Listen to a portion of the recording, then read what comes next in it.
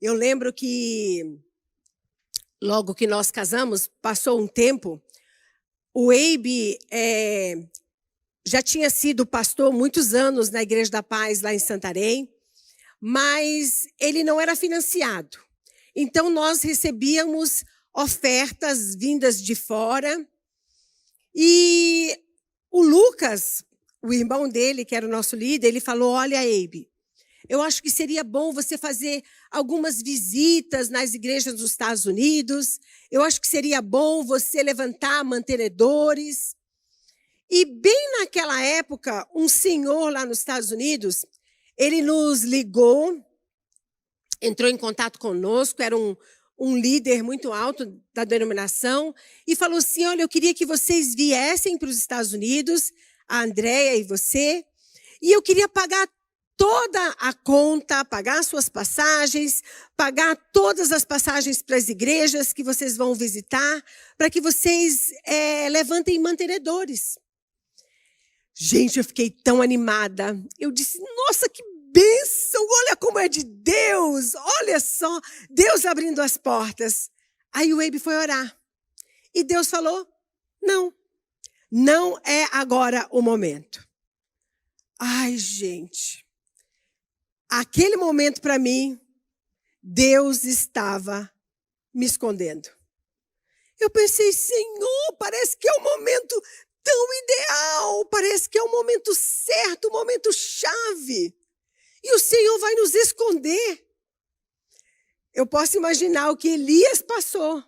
Aquele momento que ele estava vivendo parecia o momento ideal. Para quê? Para que o profeta pudesse proferir as suas palavras, para que o profeta pudesse abençoar Israel. Era o momento ideal onde ele poderia ter dito, nossa, agora que o povo está precisando, eu vou fazer um tour pregando, né? Deuteronômio 11 para todas as tribos de Israel. Mas naquele momento que parecia o ideal, o momento X, o momento exato, onde Deus ia realmente empurrar Elias, ele falou, agora você vai e se esconde. E Deus ensina algumas lições tremendas para Elias. Naquele riacho, Deus trabalha no riacho. Aqui fala, né? No ribeiro. Deus trabalha no ribeiro no mesma proporção que ele trabalha no Monte Carmelo. Mesmo que aquele momento que você estava com uma expectativa de algo grande que ia acontecer, e parece que Deus puxou o seu tapete, não esqueça, Deus está trabalhando. Do mesmo jeito que ele trabalha no Carmelo, ele trabalha no ribeiro também. E aí, nós podemos tirar várias lições, mas eu enumerei aqui 3 coisas que aconteceram com Elias. 3 fatores que foram determinantes na vida de Elias, nesse momento onde Deus estava trabalhando na vida dele. A primeira coisa que nós podemos tirar como lição era Deus escondeu Elias. Então nunca pense, né? Se nesse momento que você fez tantos planos, com certeza Elias também fez tantos planos. Ele estava lá na presença do rei, Israel estava pronta para ouvir a palavra do profeta. Ele tinha decretado que não iria chover. Ele fez tantos planos e naquele momento Deus escondeu a vida dele. Muitas vezes isso pode estar acontecendo conosco. Quantas vezes nós fazemos tantos planos e Deus parece que puxou o nosso tapete, nos escondeu. Colocou o profeta lá num lugarzinho onde tinha um ribeiro, uma água. E ali, Deus vai falar com Elias. Tem algo grande que Deus quer fazer na vida de Elias. E aí, a Bíblia fala que Deus esconde Elias naquele local. E ele teve uma experiência tremenda ao fechar as portas. Eu sei que durante essa pandemia, muitos de nós estamos nos sentindo assim. Quantos planos nós tínhamos feitos? Quantas coisas, né? Estava tudo na agulha, tudo esperando para acontecer. E de repente, nós estamos escondidos, cada um na sua casa, escondido. Mas não se esqueça que Deus está trabalhando. Deus quer trabalhar nas nossas vidas quando Ele nos esconde. Ele era um profeta.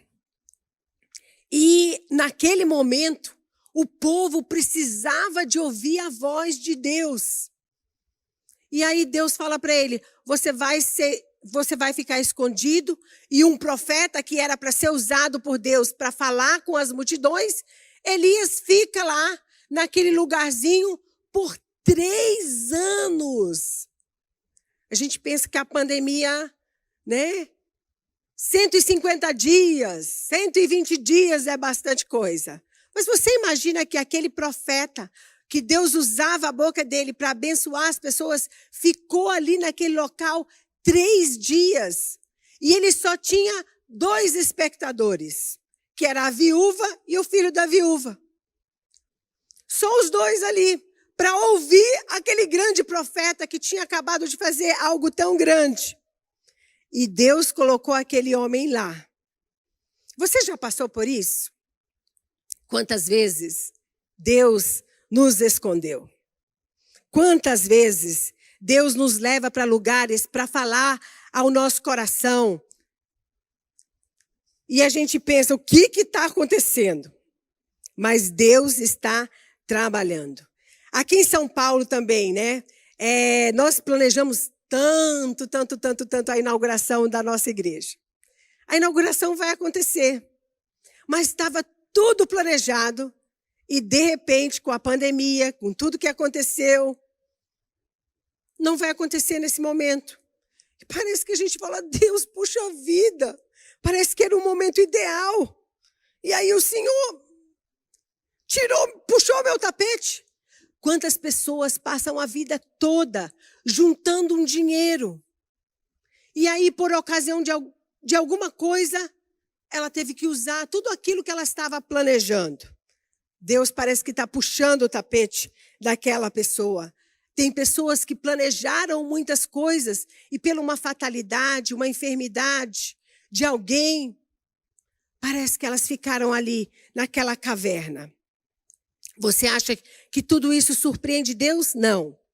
Deus tem planos maravilhosos. E quando nós sentimos que nós estamos sendo escondidos por Deus, quando Deus nos diz, não, fica aí quietinho, não é o momento, não é a hora, não é o lugar, não faça isso, creia. Deus tem um propósito, Deus tem um plano. Antes de Deus nos levar para os Carmelos da vida, Ele vai nos levar para os ribeiros.